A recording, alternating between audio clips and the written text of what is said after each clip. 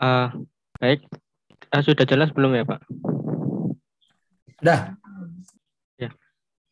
Intinya kami dari kelompok 6 akan memaparkan terkait tugas audit siklus kas ya.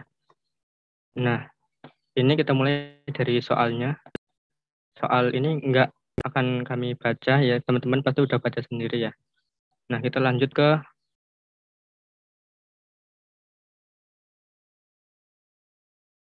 Zahra Utriza. Silakan Zahra.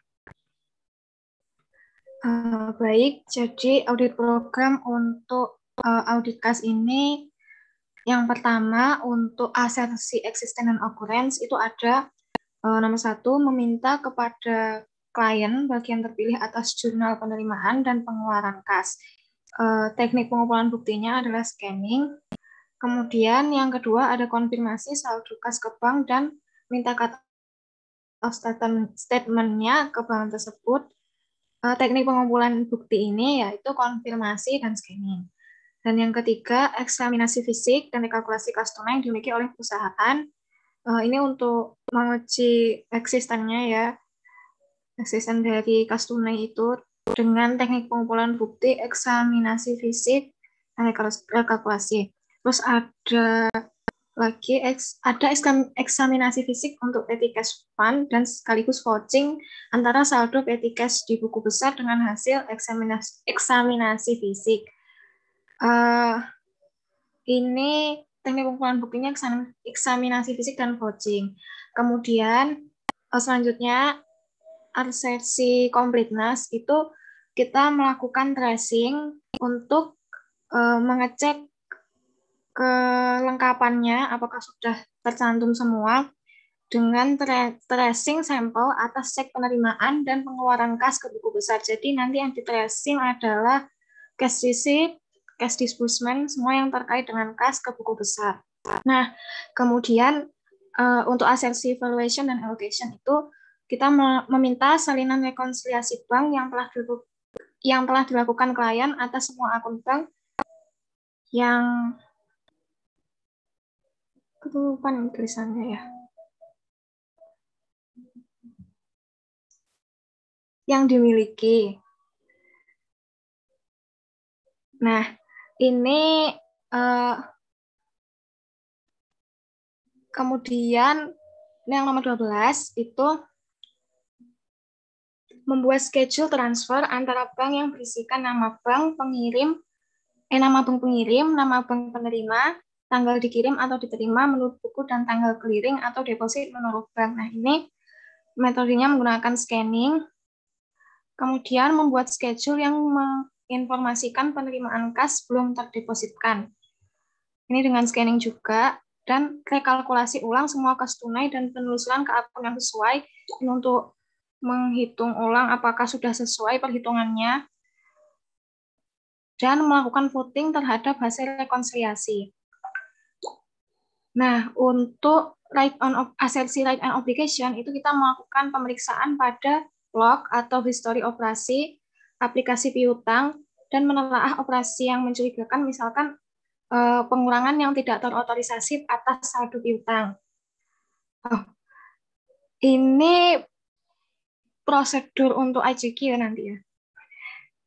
Untuk prosedur umumnya yang selanjutnya itu kita meminta cut off laporan bank kira-kira 2 minggu setelah akhir tahun fiskal. Nah, ini kita memastikan cut off-nya apakah masuk ke pengakuan pada tahun berjalan. Ini metodenya konfirmasi. Kemudian untuk presentation dan disclosure, itu kita melakukan scanning CALK untuk memastikan bahwa segala informasi atas kas itu telah diungkapkan secara memadai, seperti terkait saldo minimum atas perjanjian kredit dan sebagainya. Kemudian kita juga scanning neraca klien untuk memastikan bahwa saldo kas ini telah diklasifikasikan dengan benar sesuai dengan sifat dan peruntukannya. Nah, selanjutnya akan dijelaskan terkait internal control questionnaire dan prosedur-prosedur khusus yang untuk menguji internal control questionnaire ini.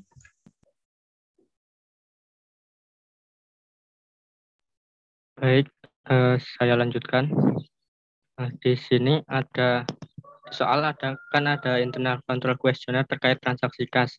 Nah, di sini terkait kas atas perusahaan gitu ya, perusahaan. Ini ada yang dari cash receipt, ada cash disbursement, sama cash balance sampai akhir tahunnya.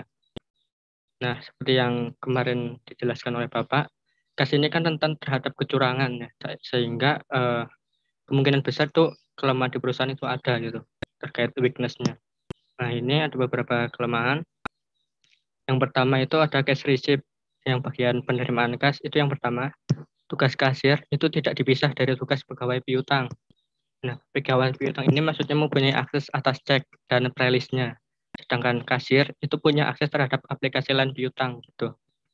Nah, kemungkinan fraud atau salah sijinya itu apa sih gitu dari kelemahan itu? Itu yang pertama terjadi pencurian kas melalui mekanisme lapping. Untuk yang tadi ya tugas kasir yang pegawai piutang itu punya akses ke ceknya, itu bisa lapping. Kemudian fraud kedua itu bisa manipulasi master data dan terjadi lebih saji saldo piutang karena kecurangan tersebut. Maksudnya manipulasi master data itu karena si kasir itu punya akses terhadap aplikasinya, aplikasi piutangnya. Jadi dia bisa mengurangi misalnya saldo piutangnya gitu. Dan nanti selisihnya diambil.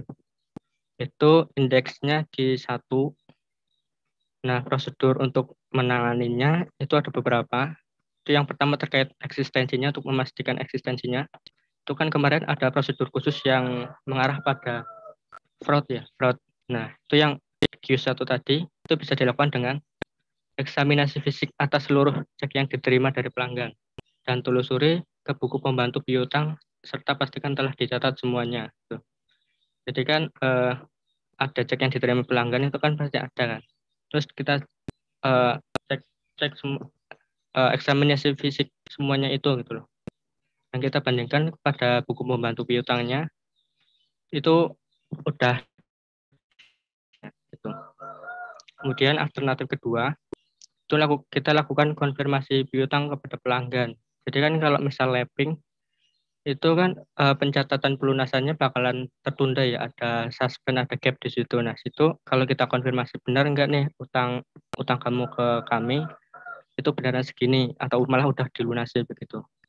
Kemudian alternatif selanjutnya untuk yang si kasir yang mempunyai akses terhadap aplikasi itu kita bisa melakukan pemeriksaan pada log atau histori aplikasi piutang dan telaah operasi yang mencurigakan seperti pengurangan yang tidak terotorisasi atas saldo piutang tadi.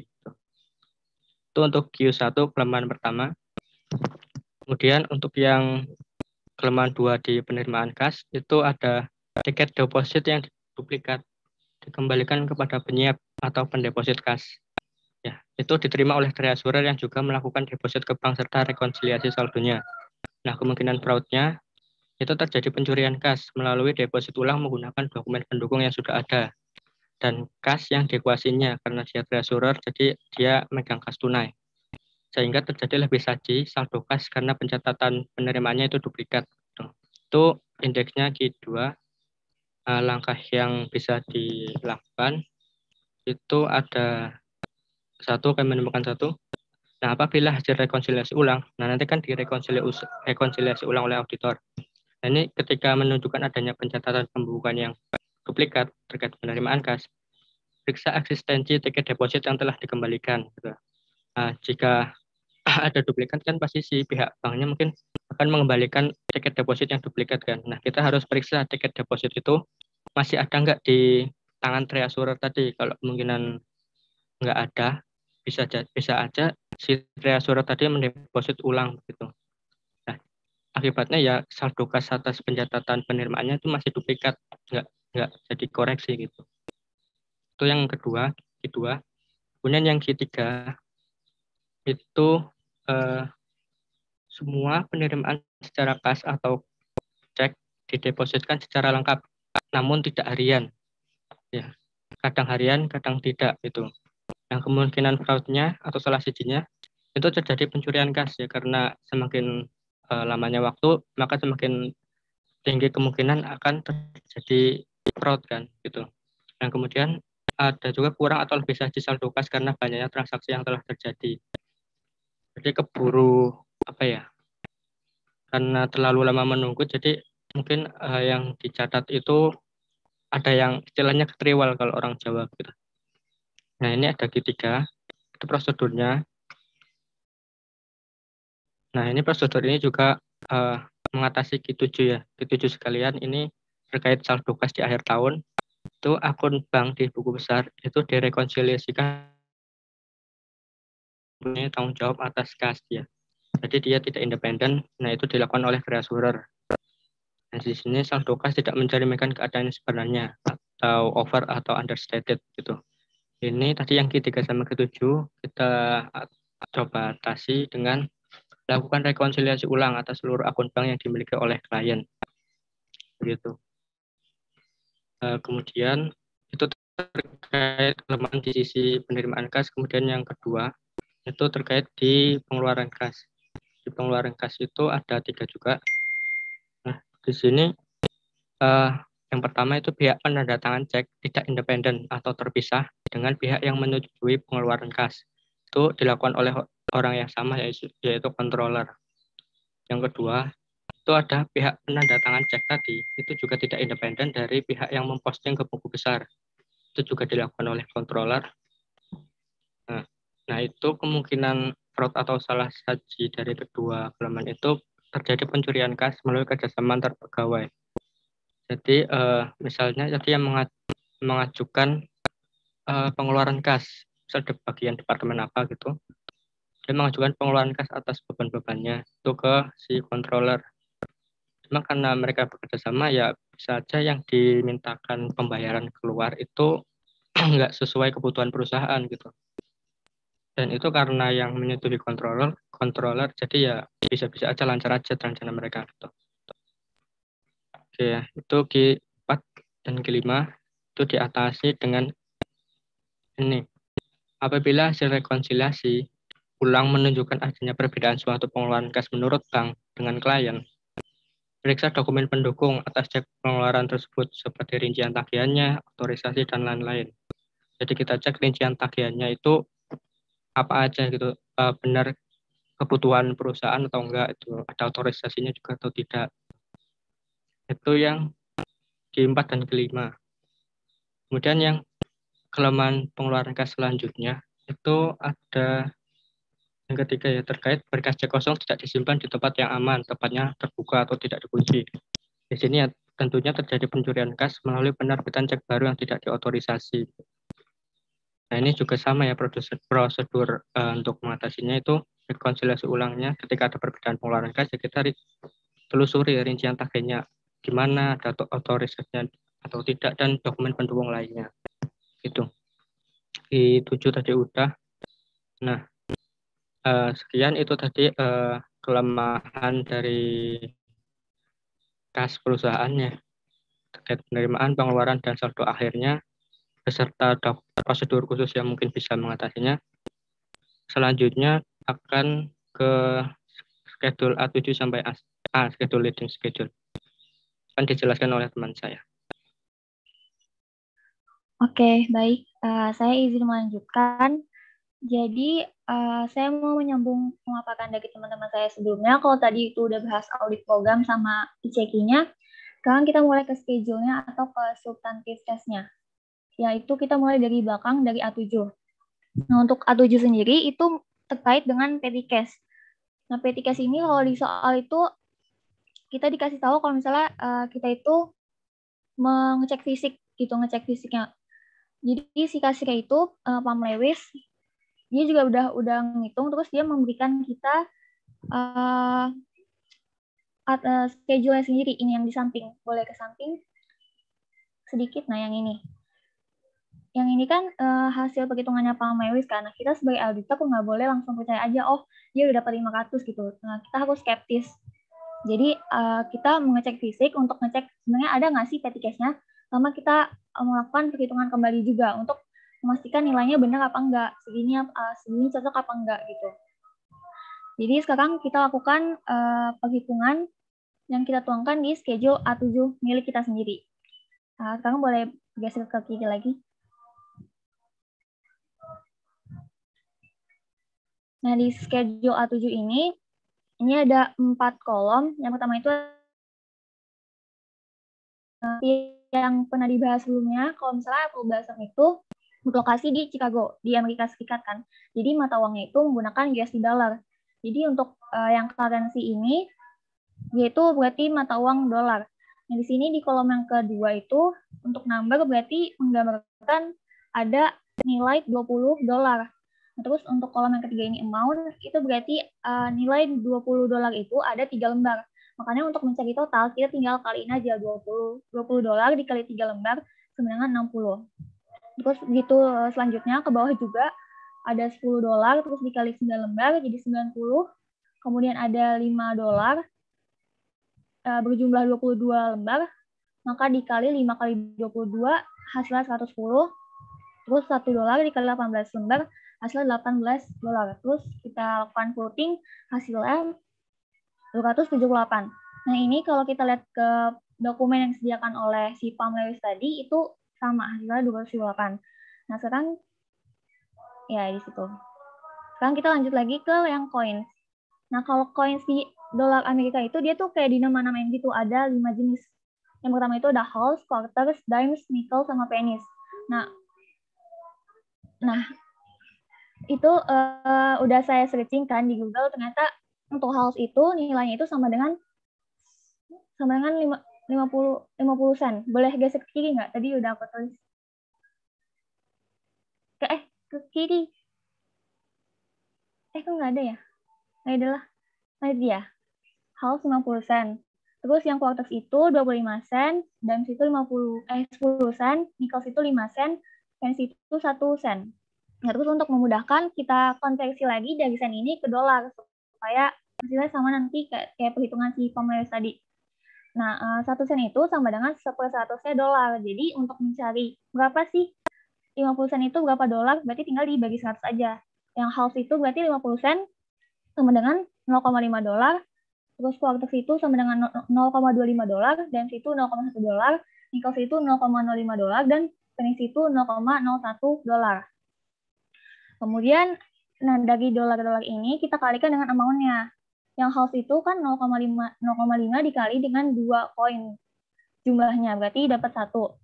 Terus yang quarters juga itu 0,25 dikali 40 dapat 10. Nah, begitu seterusnya sampai ke bawah. Terus kita lakukan voting, kita lakukan penjumlahan, hasilnya 18. Dan itu hasilnya masih sama dengan perhitungan dari si klien. Kemudian untuk bentuk yang ketiga itu checks. Untuk checks ini ternyata si Apple Blossom itu nggak ada bentuk checks gitu. Jadi tinggal kita jumlahkan aja untuk yang tadi yang currency dijumlah dengan voting coins, hasilnya itu 296. Nah, ini itu adalah hasil perhitungan kita. Secara fisik tuh ada nilainya itu 296. Nah, terus kita juga ternyata dapat Petty Cash Voucher. Petty Cash Voucher itu kan sebenarnya kayak bukti pengeluaran si Apple Blossom itu kan. Kalau misalnya si Apple Blossom itu udah ngeluarin pengeluaran menggunakan Petty Cash. Nah, ini ada 3 voucher. Yang pertama itu ada ke Barker Office Supply sejumlah 82 dolar, terus ke US Post Office Stamps juga sebesar 55 dolar, ke Bedcam Hardware juga sebesar 67 dolar. Nah, itu kalau dijumlah, dilakukan voting, hasilnya itu 204. Nah, 204 ini nggak kita jumlahin ke 296 ini, karena 204 itu bentuknya itu voucher gitu, bukan bentuk uang gitu. Karena Petty Cash Voucher ini tuh cash-nya tuh udah digunain gitu, udah nggak ada. Jadi yang sebenarnya yang secara fisik ada tuh sebenarnya 296 ini. Jadi balance per audit itu kalau menurut kami itu 296. Sedangkan kalau menurut Apple Blossom, menurut klien itu hasilnya 500. Nah, setelah kita cek lagi ternyata 500 itu didapat dari 296 dijumlahkan dengan Petty Cash Voucher tadi. Padahal kan seharusnya nggak perlu dijumlahkan kan, karena ya itu udah dipakai si Petty Cash-nya, kenapa harus dijumlahkan lagi. Nah, maka kita lakukan prosedur selanjutnya, yaitu ngecek ke dokumen bukti pengeluaran kas. Boleh geser ke kanan sedikit. Ke kanan. Yang kanan. Nah, ini. Yang di halaman 114 buku atau 70 PDF. Di sini, ini kan apa namanya, pengeluaran kasnya, bukti pengeluaran kasnya. Nah, di sini tuh ternyata belum ada si petty cash voucher tadi gitu. Jadi bisa disimpulkan bahwa si Apple Blossom ini belum melakukan pencatatan atas pengeluaran menggunakan petty cash tadi.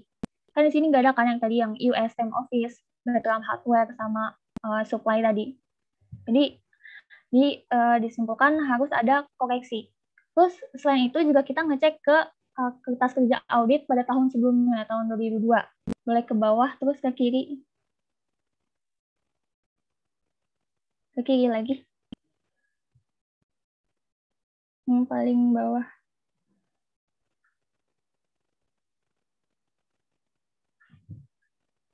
Bukan yang ini. Kiri. Kiri bawah. Nah ini kan kertas kerja audit tahun sebelumnya. Kita ngecek ternyata Apple Blossom tuh melakukan kesalahan yang sama, yaitu menjumlahkan si petty cash voucher ini. Nah, ke bawah lagi dikit. Nah, terus ternyata auditor tahun lalu juga mengajukan jurnal koreksi, yaitu miscellaneous expense pada petty cash, sehingga kita juga mengajukan jurnal koreksi seperti hal tersebut, yaitu miscellaneous expense pada petty cash sebesar 204, sebesar nilai vouchernya tadi. Nah, itu mungkin terkait dengan schedule A7 petty cash. Sekarang mungkin lanjut ke A6.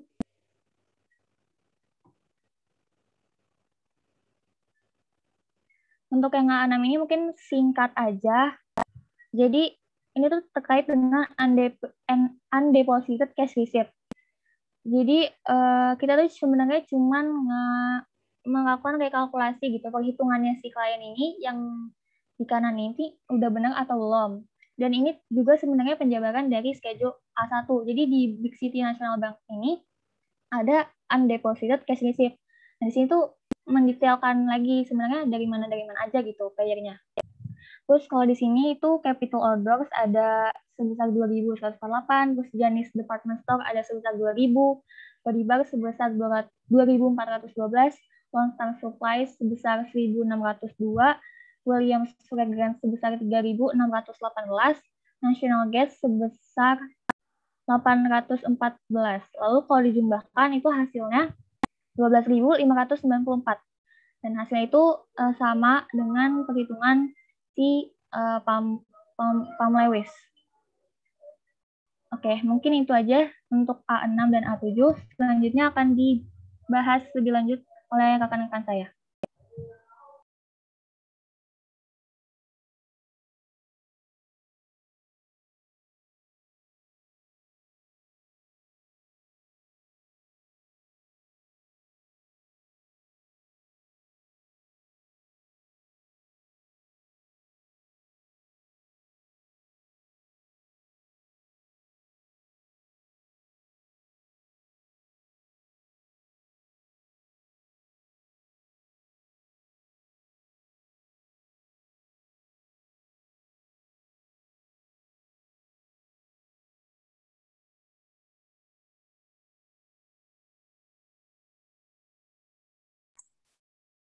Sudah semua? Maaf, lupa di unmute. Oke, saya ulang ya. Jadi kita mulai dari schedule A5. Jadi di schedule A5 itu kita membahas terkait dengan schedule of interbank transfer. Di schedule of interbank transfer ini membahas terkait dengan transaksi-transaksi yang terjadi antar bank. Dalam hal ini, kalau di Apple Blossom itu ada dua bank yang dipakai, yaitu Big City National Bank sama Second National Bank. Nah, kita lihat untuk mengisi schedule ini kita bisa lihat ke Exhibit 3. Jadi di Exhibit 3 itu di sebelah kanan di sini ya. Nah, jadi di Exhibit 3 ini kalau kita lihat ini merupakan cash receipt journal. Jadi jurnal-jurnal transaksi yang penerimaan kas yang dilakukan oleh perusahaan. Nah, di sini kita lihat kalau gampangnya untuk mencari transaksi antar bank itu kita bisa lihat di source-nya di sini, di sumber dananya. Itu cari mana yang sumber dananya itu berasal dari bank.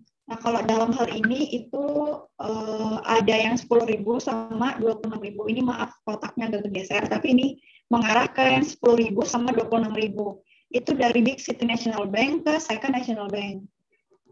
Lalu selanjutnya untuk ini kan kita lihat di sini ya, ada di cash receipt itu 10.000 sama 26.000, lalu kita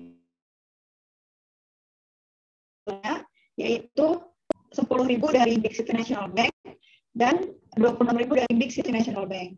Lalu untuk untuk pengecekan tanggal per bukunya sama tanggal per banknya itu kita bisa lihat di exhibit 1 dan 2. Jadi kita ke kanan sini.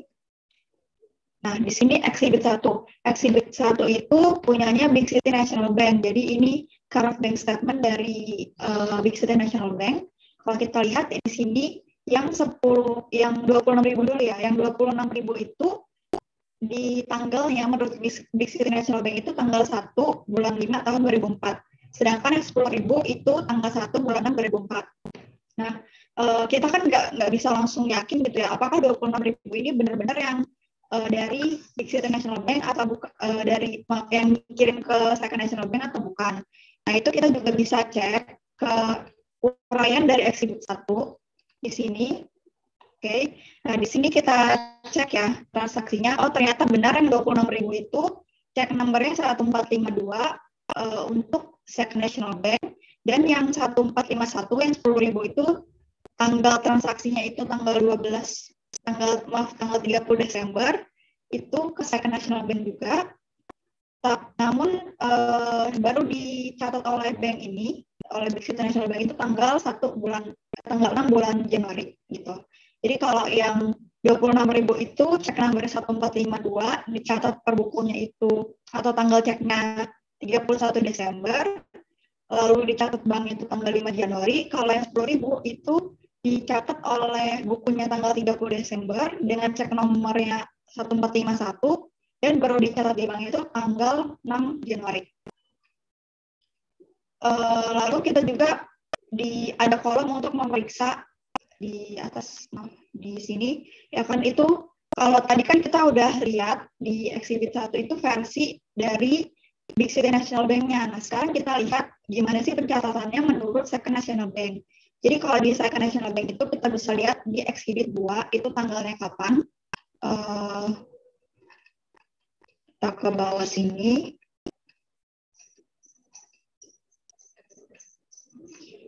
Oke, nah di Big City, di exhibit 2 ini kan statement dari Second National Bank. Nah, Second National Bank itu kita bisa lihat.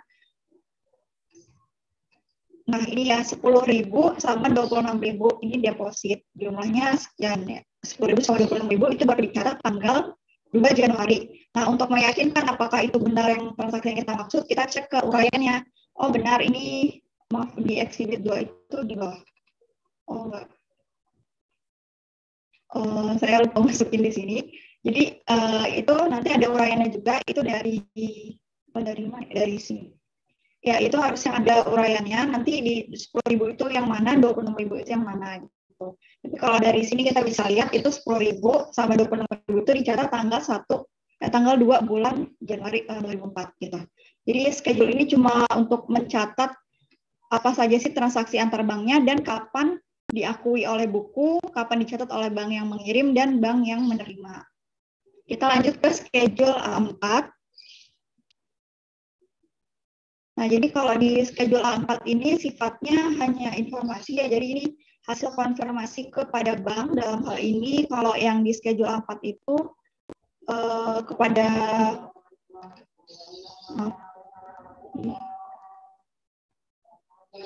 Oke, jadi yang schedule A4 ini saldo di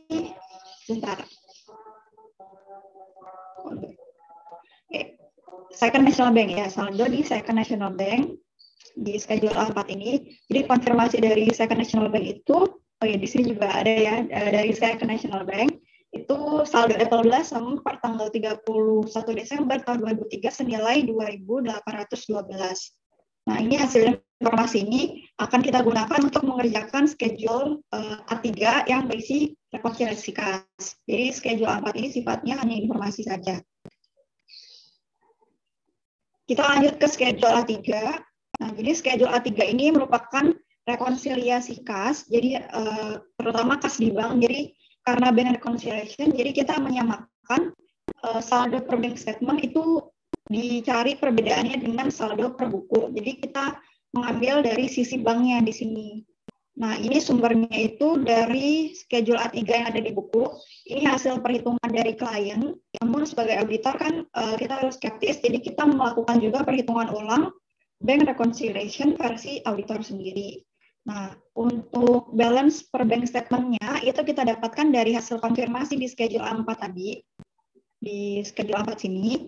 Atau kita bisa juga memeriksanya ke saldo awal bank statement tahun 2004. Jadi kalau tahun 2004 itu saldo awalnya berapa sih? Oh, di sini kita lihat Second National Bank di Exhibit 2 itu saldo bawaan dari tahun lalunya 2.812. Jadi itu kita memeriksanya ke konfirmasi dan ke saldo dari bank statement yang saldo awalnya. Nah, untuk rekonsiliasi sendiri kita flashback dikit. Ini kan materi di pengakuan juga ada ya. Nah, ini jadi ini skema rekonsiliasinya. Nah, karena tadi kita ngambil dari sisi bank, kita perhatiin yang kiri aja. Jadi intinya tuh kita catat saldo per bank statement, lalu kita adjust. Nah, adjustnya tuh ada apa aja sih? Adjustnya tuh ada deposit in transit yang mana akan menambah saldo dari cash per bank statement-nya, lalu ada outstanding check yang akan mengurangi. Nah, kalau kita lupa deposit in transit itu jadi udah disetor oleh perusahaan uangnya, tapi belum muncul tuh di bank. Jadi perusahaan udah mencatat di bukunya, kasnya nambah, tapi di banknya itu belum bertambah. Lalu kalau untuk outstanding check itu kasnya sudah diterbitkan ceknya, jadi perusahaan itu merasa sudah membayar, tapi ternyata saldonya belum berkurang karena klien belum mencairkan ceknya. Nah, jadi kita mencari mana sih di transaksi perusahaan itu ada nggak sih deposit in transit sama outstanding check. Kebetulan kalau error itu nggak ada informasinya, jadi nggak masuk di sini. Lalu kalau untuk deposit in transit, sebagaimana yang sudah saya jelaskan di A6 tadi, jadi kan ada lag tuh. Perusahaan itu mencatat transaksinya yang 10.000 itu tanggal 30 Desember. Lalu yang 26.000 pada 31 Desember. Namun baru dicatat oleh Second National Bank itu tanggal 2 Januari yang ini. Tanggal 2 Januari ya, jadinya itu deposit in transit senilai 36.000. Lalu untuk outstanding check itu kita cek mana cek-cek itu yang belum dicairkan atau yang belum dikurangkan lah oleh banknya, padahal menurut perusahaan itu sudah dibayarkan. Jadi kita butuh uraian, di sini. Kita butuh uraian di sini ya. Ini uraian di Exhibit 2-nya. Di Exhibit 2-nya itu ada, kalau di zoom dulu.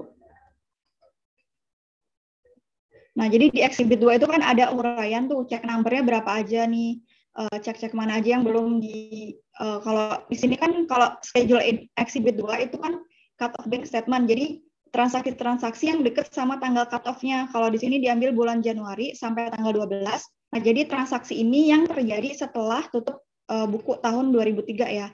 Nah, itu ada transaksi senilai, cek senilai 1844. Kalau kita cek di sini, nomor ceknya 6889 dan seterusnya ya. Itu jumlahnya 188 lagi ke cash disbursement journal-nya perusahaan. Nah, kalau di cash disbursement journal perusahaan itu, kita perhatikan di bulan Desember itu nomor cek terakhir itu sampai 6902 dan nomor cek-cek yang di atas tadi yang jumlah 1884 itu termasuk di sini. Ini yang saya tandain kuning-kuning. Jadi ada Bert Campo, terus ada Bruce Jones, dan Susan sama Raymond. Itu nilainya masing-masing sekian. Dan cek itu masih masuk di cash disbursement journal perusahaan pada tanggal 31 Desember. Batasnya itu sampai 6902. Nah, kalau kita cek lagi ke yang atas, nah di sini itu cek-cek yang di bawah ini tuh udah 6904 dan seterusnya. Jadi udah nggak ada lagi yang 6902 ke atas gitu. Makanya untuk outstanding ceknya itu cuma yang ini aja 1844 dari 4 orang tadi.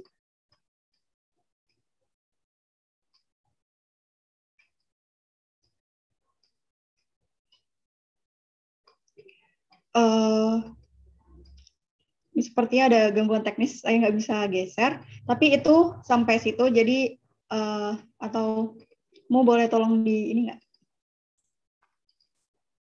Digeser ya. di paling kiri. Soalnya nggak bisa di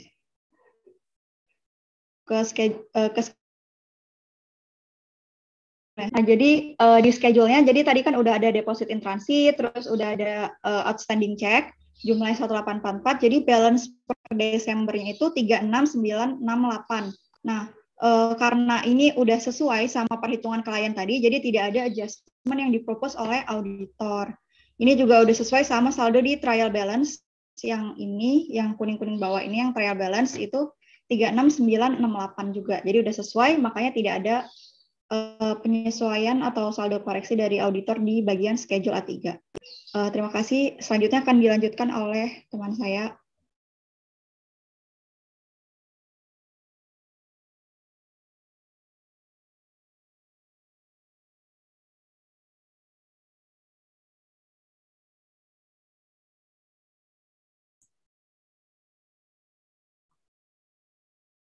Halo?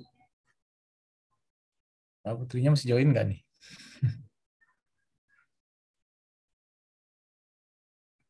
Ini yang menarik tadi komentar ya sambil nunggu ya. Yang berapa tadi ya? Yang melihat kertas kerja periode sebelumnya ya. Yang petty cash ya kalau salah tadi ya. Petty cash. Jadi itulah manfaatnya kalau kita melihat kertas kerja audit periode sebelumnya gitu ya. Jadi kita tahu kayak apa sih perlakuan auditornya terhadap adanya transaksi seperti ini, apakah dikoreksi atau tidak. Nah, tadi kan ternyata untuk yang voucher-voucher tadi kan sudah ada sebelumnya gitu ya. Di periode yang lalu pun sudah ada gitu. Dan itu dikoreksi, tidak diakui sebagai saldo kas petty cash ya. Itu kan membantu salah satunya gitu ya. Yang lainnya adalah kalau kita membaca menggunakan kertas kerja audit tahun lalu itu juga, manfaatnya adalah kita jadi tahu area mana saja sih yang perlu diperhatikan. Ya kan? Coba nih, misalkan contoh, kayak kasus soal yang di Apple Blossom ini, nggak ada acuan, nggak ada A2, A3, A4, A5, A6, A7. Yang tahun yang lalu, kira-kira bayangannya gimana mau ngerjainnya? Mulai dari mana gitu? Ada nggak? Bayang nggak? Apalagi kalian istilahnya newbie gitu ya dibanding di bidang audit, pasti bingung kan mulai dari mana ini. Tapi kalau kita lihat kertas kerja audit tahun sebelumnya, oh yang dilihat adalah ini. Nah, bisa di situ berawal dari situ ya. Oke, Mbak Putri udah join belum nih? Oh, udah Pak. Oke, silakan. Ya.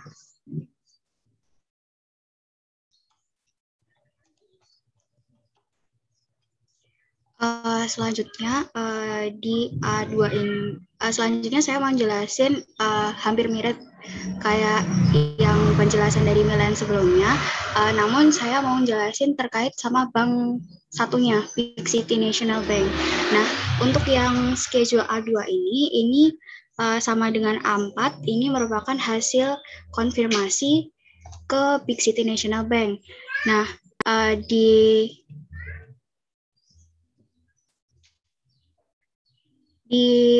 hasil konfirmasinya ini, di saldo cash perusahaan itu menunjukkan nilai nominal senilai 816.660 pada 31 Desember 2003. Nah, selanjutnya untuk yang A1 itu ada bank reconciliation. Nah, rekonsiliasi banknya tadi mirip dengan yang dijelaskan dengan Milen tadi. Untuk formatnya ini sudah sesuai dengan informasi yang ada di segmen 3. Ini kemudian kita lakukan vouching pada dokumen yang ada dan tracing, kemudian kita rekonsiliasi dan rekalkulasi. Yang pertama dari balance cash untuk bank statement-nya itu sesuai sama konfirmasi yang ada di A2 tadi, ada 816.660. Kemudian di sini itu disebutkan ada informasi deposit in transit sama undeposited cash receive. Nah, kalau di sini ini kita perlu menilai dari eksibit 3 dan eksibit 1.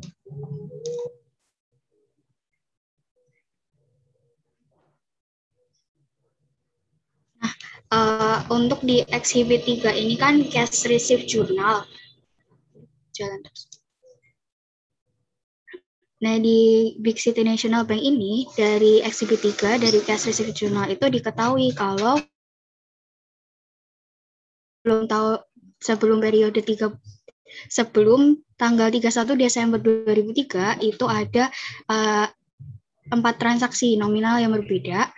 Nah, kemudian kalau kita menilik dari eksibit yang ke-1, itu ternyata 4 nominal yang berbeda ini di eksibit 1 yang merupakan cut off bank statement dan clearing yang merupakan daftar mutasi rekening sebelum tanggal neraca itu ditemukan ada 2 nominal yang sama dengan cash receipt yang itu tercatat sebelum periode. Nah, sehingga di sini itu disimbolkan kalau di perusahaan itu udah mencatat, tapi dari banknya itu dia mulai mencatat pada periode selanjutnya. Sehingga terkait dengan hal tersebut, kita perlu melakukan rekonsiliasi, yaitu ada deposit in transit senilai 45.987 dan ada undeposited cash receipt senilai 12.594. Kemudian di total jadi 58.581. Nah, selanjutnya untuk outstanding check, dari outstandingnya itu kita perlu menilai dari eksibit 1 terkait cek. Nah, di sini sudah di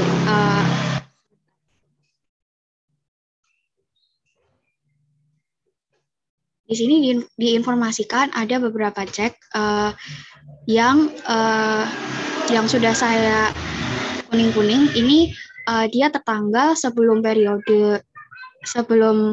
tanggal 31 Desember 2003, tapi dia selesai di clearing itu melewati tanggal 31, jadi udah di periode tahun 2004-nya gitu.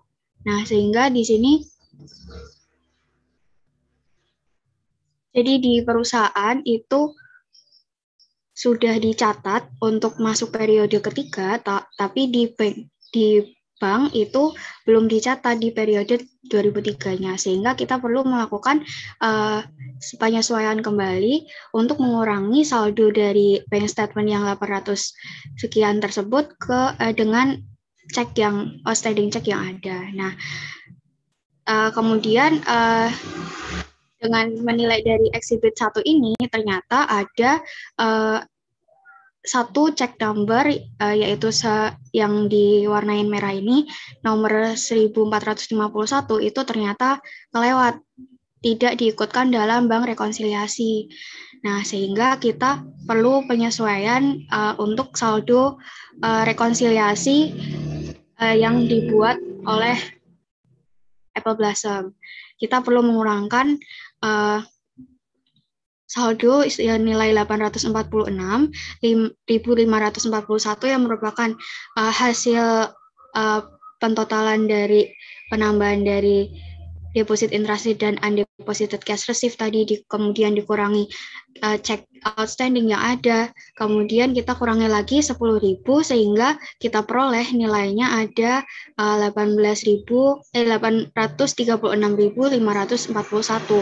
Nah, kemudian karena ini cuman rekonsiliasi dari bank, itu 10.000 ini tidak perlu dikoreksi dari bukunya. Tapi kalau kita menilik lagi dari eksibit ketiga ini, ternyata dari nominal 10 ini, si perusahaan yaitu mencatat ke cash credit is to miscellaneous income. Jadi dia itu mencatat 10.000-nya itu dengan jurnal cash Second National Bank pada miscellaneous income senilai nominalnya 10.000. Nah, padahal seharusnya itu seharusnya itu ada cash Second National Bank pada cash Big City National Bank senilai 10.000. Nah, sehingga kita perlu mengusulkan koreksi, yaitu ada miscellaneous income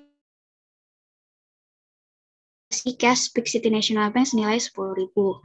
Nah, selanjutnya list schedule-nya ini hasil ringkasan dari pemeriksaan yang dilakukan untuk cash Big City National Bank. Ini berdasarkan working paper reference yang ada di A1 tadi, itu karena adanya salah reklasifikasi, itu saldo senilai 846.541 itu dikurangi dengan 10.000, sehingga totalnya cash Big City National Bank senilai 836.541. Sedangkan untuk cash Second National Bank itu berdasarkan working paper reference-nya yang ada di A3 tadi disebutkan tidak ada penyesuaian yang diperlukan karena sudah sesuai, sehingga saldonya tetap seperti ini. Kemudian untuk petty cash juga ditemukan temuan senilai 204 yang seharusnya kita adjust, sehingga saldo petty cash-nya itu akhirnya jadi 296. Seperti itu, Pak, dari kelompok 6. Oke, terima kasih kelompok 6, luar biasa ya. Saya kasih applause dulu secara virtual. Ini sangat lengkap ya penjelasannya, langkah kerjanya. Tadi juga saya apresiasi, sangat rigid. Jadi memang idealnya demikian gitu ya. Pelaksanaan audit itu, langkah kerja itu dibuat sedetail mungkin karena nanti agar yang melaksanakan langkah kerja tersebut ya setidaknya tidak bingung gitu kan. Nah, kemudian tadi juga dijelaskan langkah-langkah kerjanya ya, juga sudah sangat baik ya. Ya, untuk kas ini memang betul tadi yang disampaikan oleh Mas Asrafi ya. Jadi kita udah kas itu sangat berisiko tinggi terjadinya penyimpangan karena sifatnya sangat liquid. Jadi kita harus benar-benar pengujiannya secara hati-hati, secara detail gitu ya. Dan tadi ya sudah saya sampaikan sebelumnya, kita merujuk ke kertas kerja audit yang tahun periode sebelumnya gitu kan, untuk melihat terhadap kas itu seperti apa sih, apa aja sih yang dikoreksi gitu. Karena namanya auditi atau klien itu biasanya mereka kan tetap mencoba-coba gitu ya. Kayak petty cash tadi kan sebenarnya mereka mencoba tuh untuk petty cash-nya supaya tetap angkanya di 500 ya, dengan memasukkan voucher, 3 voucher ya. Padahal kan kita tahu konsepnya petty cash itu ya harus berupa uang tunai kan, bukan voucher. Terus juga saldonya nggak boleh ini kan, harusnya 0 ya, setiap itu kan sesuai dengan pengeluaran yang kita kecil aja gitu kan. Nah, nggak seperti itu tadi. Jadi ya udah cukup bagus ya untuk kelompok 6 ya, kelompok 6. Oke, terima kasih. Jadi kita sudah tampil semua ya, seluruh kelompok, seluruh penugasan. Untuk yang materi kita hari ini, saya udah share tadi ya lewat di kolom chat. Silakan di-download, dibaca sendiri aja cukup menurut saya, karena materi terkait penyelesaian audit itu sebenarnya simpel dan sederhana, nggak ribet dan teoritis sekali gitu ya, teoritis sekali. Intinya sih gini, dalam penyelesaian audit itu kan endingnya adalah si auditor memberikan opini, ya, memberikan opini atas laporan keuangan tersebut. Nah, tentunya untuk memberikan opini itu dia harus mengevaluasi lagi pengujian dan bukti-bukti yang sudah dikumpulkan. Apakah itu sudah cukup memadai atau tidak? Nah, langkah berikutnya, auditor harus mengirimkan yang disebut sebagai surat representasi ke manajemen. Nanti di slide yang sudah saya share tadi silakan baca apa itu surat representasi, apa manfaatnya. Salah satu manfaatnya adalah pertama kita ingin memperoleh suatu pernyataan dari manajemen bahwa tanggung jawab atas kualitas laporan keuangan itu bukan tanggung jawab auditor, tapi itu adalah tanggung jawab manajemen. Ya. Kemudian batas tanggung jawab auditor itu adalah dari mulai awal dia pelaksanaan audit laporan keuangan sampai dengan terbitnya laporan audit. Ya. Nah, setelah nanti dari laporan audit sampai ke nanti laporan keuangan yang auditednya terbit, itu bukan tanggung jawab auditor lagi. Nah, maksudnya apa? Kenapa harus ditekankan seperti itu? Kan bisa saja kita sudah melakukan audit, kita sudah memberikan opini, kita sudah menyampaikan ini loh yang harus dikoreksi, kan kayak tadi cash kan, ini loh yang harus dikoreksi, atau investasi ini loh yang harus dikoreksi. Ternyata manajemen tidak mentaati. Misalkan ya, tidak mentaati itu udah bukan tanggung jawabnya auditor lagi. Kita udah lepas tanggung jawab, jadi itu udah tanggung jawabnya manajemen. Kemudian yang kedua, format laporan hasil audit itu memang bentuknya adalah buku ya, laporan hasil audit gitu, tebal, mungkin berapa halaman, puluhan halaman gitu ya. Nah, tetapi ada juga media penyampaian informasi lagi yang disebut sebagai manajemen letter. Nah, bedanya apa sih? Sebenarnya sama aja gitu ya, itu media pelaporan audit juga, cuman bedanya kalau yang berbentuk buku tadi aja detail, rigid, isinya gitu ya. Tapi kalau manajemen letter itu semacam kayak poin-poin penting dari yang laporan hasil audit yang buku tadi. Karena kan kita misalkan menteri misalnya atau direktur utama sebuah perusahaan, apakah dia sempat baca buku laporan hasil audit yang tebal itu? Nggak bakalan sempat. Nah, kalau untuk level pimpinan atas seperti itu biasanya hanya berupa manajemen letter. Jadi poin-poin penting-penting aja yang disampaikan. Udah itu aja sebenarnya untuk yang penyelesaian. Nah, terus ada lagi kewajiban kontingensi, kejadian-kejadian subsequent event. Nah, itu ya sudah lazim lah ya. Sudah kita pelajari kan, artinya memang itu harus dicermati gitu ya. Apakah itu sudah diungkapkan atau tidak. Kemudian ada jenis-jenis kejadian yang pasca tanggal neraca itu bisa berdampak langsung terhadap laporan keuangan, ada yang tidak gitu. Kalaupun tidak berdampak langsung tapi perlu diungkapkan juga ada. Itu aja sih materi yang pada hari ini ya. Kalian bisa baca sendiri dan itu semua sudah ada di slide tersebut yang sudah saya share tadi. Mungkin itu saja ya yang terkait materi. Selebihnya mungkin saya review sedikit dari pasca UTS, kita udah belajar tentang belanja dibayar di muka ya, beban dibayar di muka ya. Iya, prepaid. Prepaid. Prepaid kita udah pelajari bersama, yang mungkin yang jadi titik poin yang perlu diperhatikan adalah masalah asuransi. Ya, walaupun ada juga sewa dibayar di muka, ya, tapi lebih banyak nanti ada kan di asuransi. Di asuransi itu yang perlu dicermati adalah pertama kapan dia asuransi tersebut diakuisisi. Kemudian masa berlakunya, ya, masa berlakunya. Terus metode ininya ya, metode pembayaran preminya. Kan kemarin di soal ya Apple Blossom itu kan ada yang dia 10 tahun tapi pembayarannya per 2 tahun. Nah, itu akan mempengaruhi perhitungan berapa beban asuransi yang bisa kita akui sebagai beban sebagai beban, dan juga berapa yang prepaid yang masih tersisa. Itu poin fokus di materi prepaid ya, belanja dibayar di muka. Kemudian yang berikutnya Wages ya. Penggajian ya. Nah, kalau penggajian itu fokus poinnya ada di bahwa biaya yang atau nominal yang dibayarkan untuk gaji karyawan itu pertama akurasinya ya. Artinya akurasi itu kita bicara bahwa memang jumlah pegawai yang dibayar memang pegawainya eksis ada ya. Kemudian sesuai dengan tarifnya. Artinya ada pegawai yang, nah trikinya di masalah penggajian ini adalah ada pegawai yang digaji bulanan, ada yang pegawai yang digaji mingguan, ada yang bisa juga digaji jam-jaman. Ya. Nah, itu agak tricky tuh. Nanti metode pembayarannya seperti apa. Akunnya juga beda ya. Kalau bulanan salary biasanya nyebutnya ya kalau bahasa Inggris ya.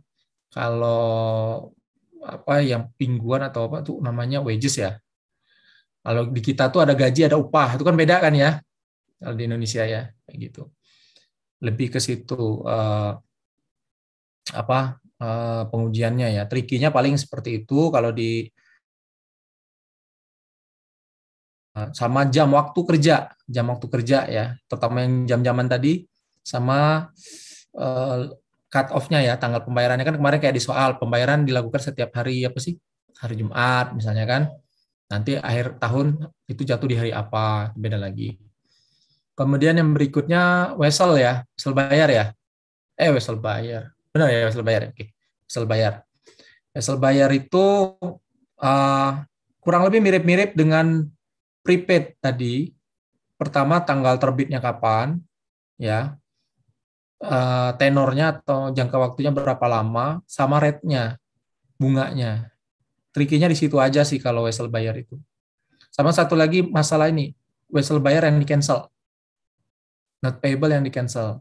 Hati-hati kalau misalkan sudah menerbitkan not payable terus tiba-tiba di-cancel, ya harusnya itu tidak boleh lagi dihitung.